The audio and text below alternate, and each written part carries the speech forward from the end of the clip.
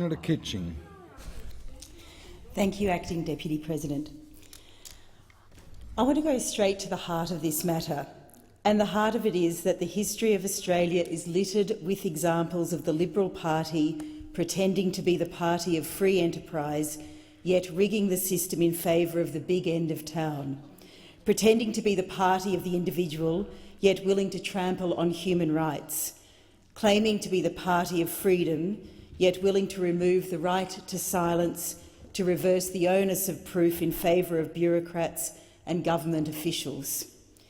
It says it's the party of equality of opportunity, yet its Minister for Immigration is allowed to say an entire nationality is no good. It says it believes in the rule of law, yet has been caught out trying to use legal proceedings to deliver favours to the West Australian government, dudding other creditors of the Bell Group. Those who believed in Liberal values were concerned that Labor would use the wartime powers of government to establish a socialist society in which government would seek to control people's private lives and run the economy for the benefit of special interests. What would those Liberals of the 1940s make of those trading under their name today? What would those Liberals make of a legal framework devised for one industry and one alone that stripped all the basic civil rights we once took for granted? If one looks at the Liberal Party's websites, it says things like, the Liberal Party is a party standing for the values of liberty and human dignity. That's what their website promises. And you know, Acting Deputy President, this reminds me of a trip I once made to Cuba. Like many others recently, I have turned my mind to Fidel Castro and his passing. But while we were in Cuba, and it was a very interesting trip, we had a very nice fellow as our tour guide, a man called Julio, originally from the Cuban Foreign Ministry, a former Cuban representative at the United Nations, and the best propagandist I have ever met. In amongst the questions with which we peppered him, including did they have the right of habeas corpus, we asked him, Julio, are there strikes in Cuba? Of course, we knew the answer to the question before it was asked. Julio said, "Sí, there was a strike once, but Fidel, he moved among the people and then there was no strike." I realise today that the Liberal Party is the Liberal Party in name only. It has an authoritarian streak that not even Malcolm Turnbull's abundant tie collection can hide. Who would have thought that Malcolm Turnbull was much like Fidel Castro? The Cuban authorities only recognise a single national trade union centre, the Central de Trabajadores de Cuba, the CTC. It's heavily controlled by the state and the Communist Party, which appoints its leaders. Some similarities there. Membership is compulsory for all workers. Before a worker can be hired, they must sign a contract in which they promise to support the Communist Party and everything it represents. The government explicitly prohibits independent trade unions. There is systematic harassment and detention of labour activists, and the leaders of attempted independent unions have been imprisoned. The right to strike is not recognised in law. I say again, the right to strike is not recognised in law. What regime does this remind us of? Oh, let's take a guess. That would be the government, this government. The Liberal Party is lost. It is broken, obsessed with union bashing, even though the level of industrial action is at historic lows. Where do I get this from? From the Australian Bureau of Statistics, from figures released in March 2015 showing that just 1.6 days for every 1,000 employees were lost in that quarter. What was the government doing at this time? Preaching gloom and doom for cynical electoral purposes and well into their reprehensible waste of $60 million on a royal commission. But the joke's on the coalition. The truth is that the working people know what the government agenda is. They hear loud and clear what the government means when they hear certain buzzwords. Innovation, from a Liberal, means job losses. Ideas boom from a Liberal means we're really determined to make it easier to sack you lot. Labor opposes unions or individual unionists acting outside the law, but we equally oppose the fraud of using sham royal commissions to fabricate threats to our national security that don't exist. We equally oppose star chambers. The Institute of Public Affairs, dear to the hearts of some of those opposite, certainly not a bastion of pro-Labor thinking, points out that 4 fundamental legal rights are abrogated in current federal laws in 262 separate provisions. 14 that remove or undermine the right to silence, 92 laws that eliminate natural justice, the right to a fair legal process, 108 that remove the privilege of self-incrimination, 262, I can go back to Fidel, believe me, 262 Australian legal provisions in breach of basic legal rights we think Australia is all about and that the Liberal Party would pretend that it advocates. And this is from Simon Breheny, a former Victorian Young Liberal president, and probably a friend of some of those opposite. These were as it stood in December 2014. No doubt there are now more. This legislation will make a bad situation worse. And it turns one of our most important industries into a political football, subject to the whims of a meddling bureaucracy and prattling politicians. What has been most banal in the speeches given by the Coalition today has been the referencing en masse of the recommendations from the Trade Union Royal Commission.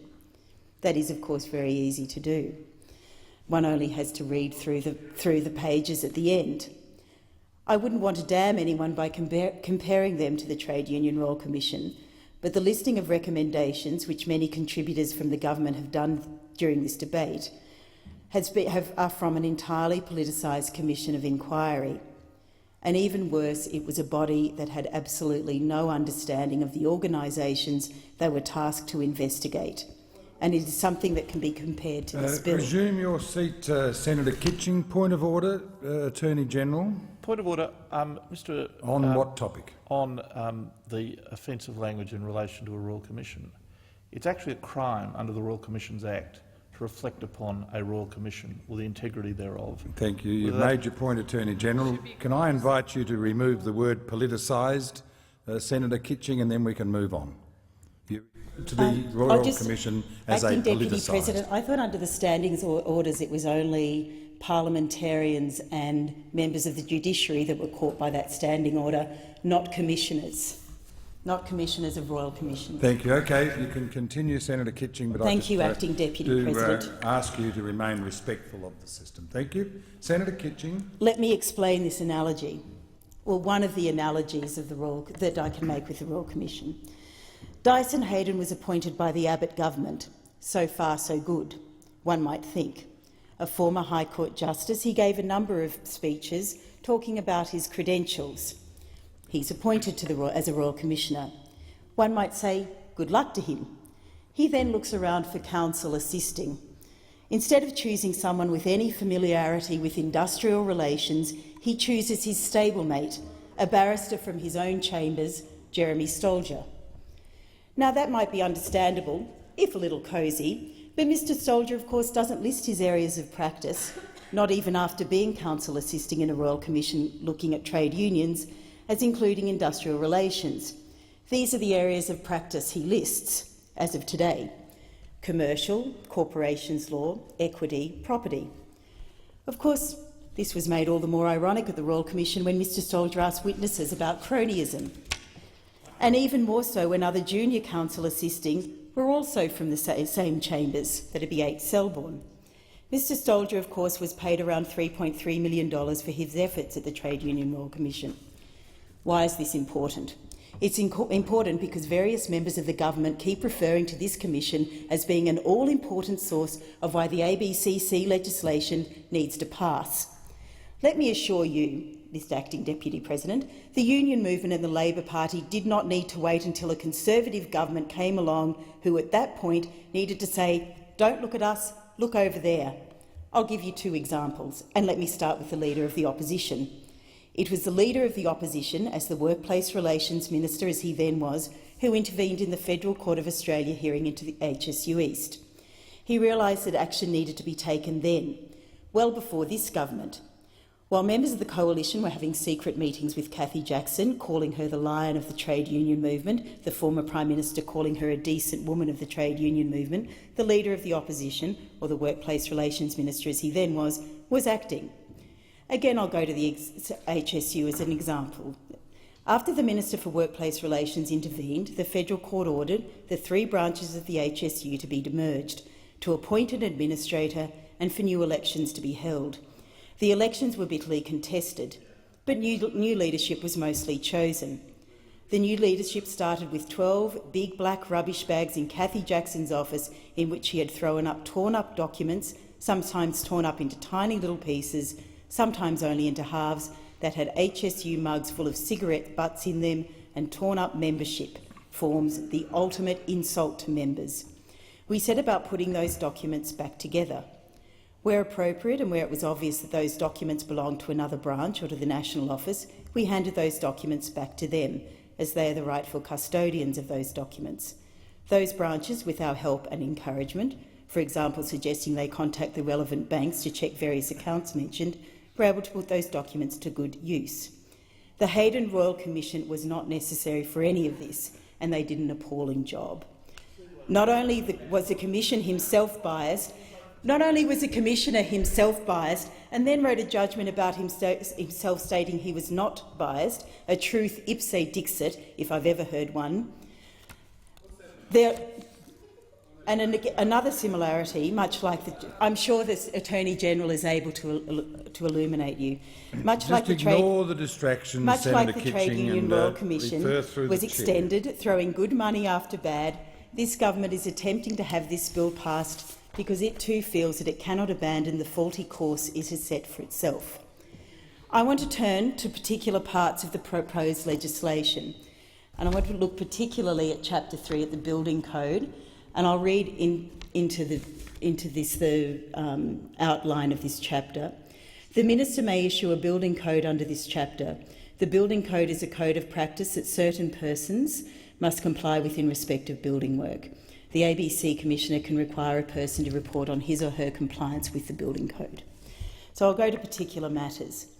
I'm now currently, Mr Acting Deputy President, looking at the agreement, the enterprise agreement between an employer and the CFMEU Victoria, and the agreement is between 2016 and 2018, so it's a current agreement. And I'll refer you under 14.8a, which is the clause in the enterprise agreement which relates to training and related matters. Why is this in here? Obviously, we want to train people, we want apprentices, we want people to be able to be in that industry and to learn to be a good participant in that industry. Let me read you the clause as it currently stands. If the company employs 5 or more tradesperson in any one classification, it undertakes to employ at least one apprentice or make arrangements to host an apprentice from an agreed accredited group apprenticeship scheme. If the company does not currently have an apprentice as provided in paragraph A, reasonable time shall be allowed to enable the company to comply with this clause. Further, the parties are committed to a strong ratio of apprentices in the industry. All apprentices must attend their official off-site apprenticeship training at a registered training organisation that is acceptable to the apprentice and the company. The preferred RTOs are the established TAFE college network, but private RTOs may be used if agreed by the parties. The company will use agreed accredited training providers to provide training as contemplated by this clause to employees.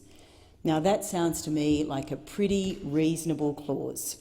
Let's now go to the code which is envisaged by the legislation. So that would be particularly 11.3a and 11.3d. This clause mandates a ratio of apprentices to tradesperson, and this clause is now inconsistent with section 11.3d of the Advanced Release Fair and Lawful Building Sites Code 2014, to the extent that the engagement of apprentices from certain accredited group apprenticeship schemes requires the agreement of the union. Sham contracting. Senator Kitching, resume your seat for a moment. Senator McDonald on a point of order. Mr Acting Deputy President, I've been watching the debate on TV. Can you tell me the point of order? Well, Senator the point of McDonald? order is the Standing Order 79.6, which says that senators may not read their speeches. Senator McDonald. And this senator has read every single word. I know she's new. I know she's new. Senator McDonald. But the standing orders provide you cannot read speeches. Senator McDonald, resume your seat. Senator Kitching is actually quoting from clauses in the Act and in industrial agreements that exist at the moment. Thank you. Senator Kitching, please resume. So sham contracting. I'll turn to sham Order, Senator contracting, Acting Deputy President. Now, I would think that most people in this chamber would actually think that sham contracting was a bad thing. So if I turn to the clause in the enterprise agreement, the parties agree that the practice of paying all-in rates, including the practice of paying such rates to a corporation nominated by the employee to receive such remuneration on his or her behalf, constitutes a serious breach of this agreement. That, to me, Acting Deputy President, sounds pretty reasonable. Let's go to the code as it's envisaged by the legislation, 11.3 Roman 1. This clause prohibits the employer from paying a loaded rate of pay. Visa compliance is another issue. The employer will ensure all employees are lawfully entitled to work in Australia performing work under the agreement. Sounds pretty good, sounds pretty reasonable. Before employing overseas workers, no temporary visa may be held. The parties will confer to ensure that all parties are satisfied that all laws in relation to sponsorship, engagement and employment of a person who is not an Australian citizen. That sounds to me reasonable and lawful. 11.1a and 11.3d change this and say this. So 11.1a is this clause limits the ability of the employer to manage its business or to improve productivity, and 11.3d would alter it to be that this clause requires the employer to consult with or seek the approval of the union, which is referred to as a party throughout the agreement in relation to the source of employees.